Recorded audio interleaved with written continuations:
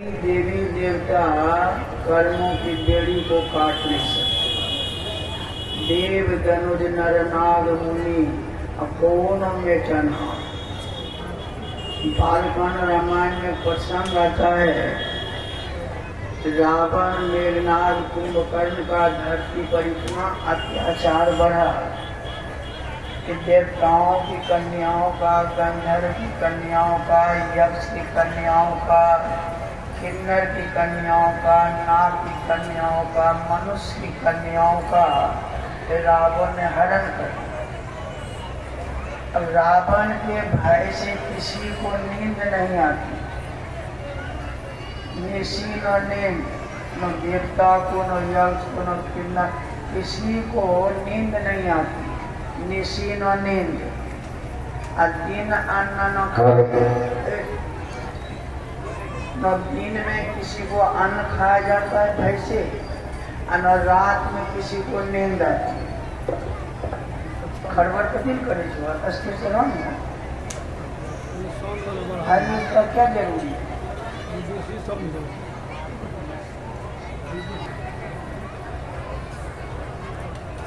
और ब्रह्मा जी से प्रार्थना करते, हे ब्रह्मदेव, मेरे ऊपर बड़े बड़े पहाड़ हैं, मेरे ऊपर बड़े बड़े जंगल हैं, और मेरे ऊपर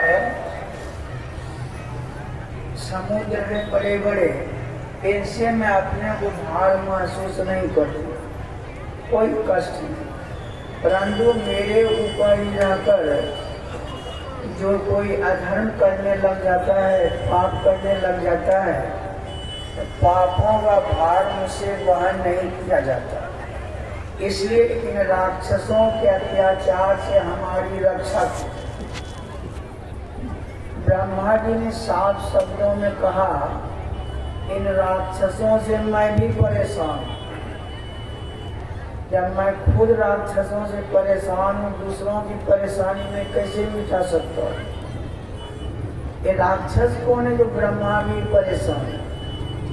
कथा का अंतरंग में अगर वह प्रवेश करेंगे, ये सब मन का विकार को ही राक्षस कहते हैं। जैसे भी दशहरा समाप्त हुआ है, दुर्गा सप्तमी का पाठ किया होंगे, पहला चरित्र शुंभ निशुंभ का आता है। पार्वती का शरीर की सुंदरता का जब बखान किया चंद्रमुंड ने, तो शुंभ निशुंभ को पार्वती का शरीर को पाने का मन में लोभ हो गया, ममत हो गया। अगर संसार के भोगों को पाने का हमारे मन में भी लोभ है, ममत्व है, तो संत कहते हैं शुंभ निशुंभ राक्षस से प्रताड़ित है। रक्त बीज का एक खून धरती पर गिरता है, बहुतों रक्त बीज प्रकट होता है। संसार की एक भोगों की इच्छा की पूर्ति करते अनेकों इच्छाएं होती। यही भोगों की मन की इच्छाएं जो ये रक्त बीज राक्षस है, अहंकार महिषासुर है, और ये सब विकार ब्रह्म लोक जाने पर भी समाप्त नहीं होता है कि सभी लोगों में भोग है। अब भोगों से ही मन का रोग उत्पन्न होता है। सब इंद्रिय के भोग गुरु कहते हैं रोग। इसलिए ब्रह्मा जी ने कहा, मैं भी इन विकारों से, राक्षसों से परेशान हूँ, तो दूसरों की परेशानी में कैसे मिटा सकता?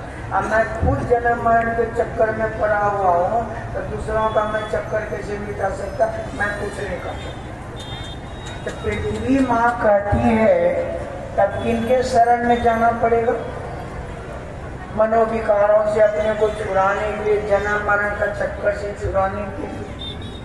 तो ब्रह्मा जी कहते हैं, जिस नारायण भगवान के एक अंश मात्र की शक्ति से हम करोड़ों ब्रह्मा विष्णु में हैं, जन्म के मरते रहते, क्षण क्षण करोड़ों ब्रह्मांड बनते बिगड़ते रहता है, उन्हीं नारायण के शरण में जाना पड़ेगा। अब देवता सब बैठक किए, अब नारायण के ही शरण में जाना है। तो नारायण भगवान रहते कहाँ हैं? अरे पता जाने का तब न जाए। तो बैठे सुर सब करहि विचारा, सभी देवता बैठकर विचार करते हैं, कहाँ पाइए प्रभु? ये नारायण प्रभु कहाँ मिलेंगे, कहाँ रहते हैं? करिए पुकारा। एक देवता ने पता बताया, पूर्व वैकुंठ जान जन कोई, वो वैकुंठ में रहते हैं।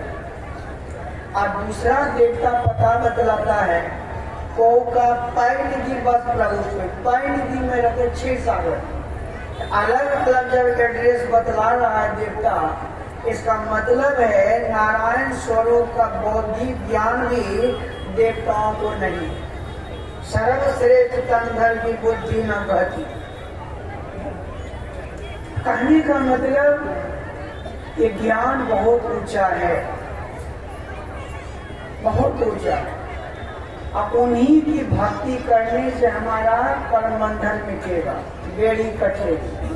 आनंद रामायण है, वाल्मीकि कृत रामायण, कथा को नहीं जाऊंगा, समझा भाव है। रावण ने सभी देवताओं को बस कर लिया, यमराज को भी जेल में बंद कर दिया। और ब्रह्मा जी से पूछा, अब तो जन्म मरण का चक्कर मेरा समाप्त हो गया हो, सब देवी देवता जी को मेरा नौकर चाकर बन गया, और यमराज को जेल में बंद कर दिया। तो ब्रह्मा जी ने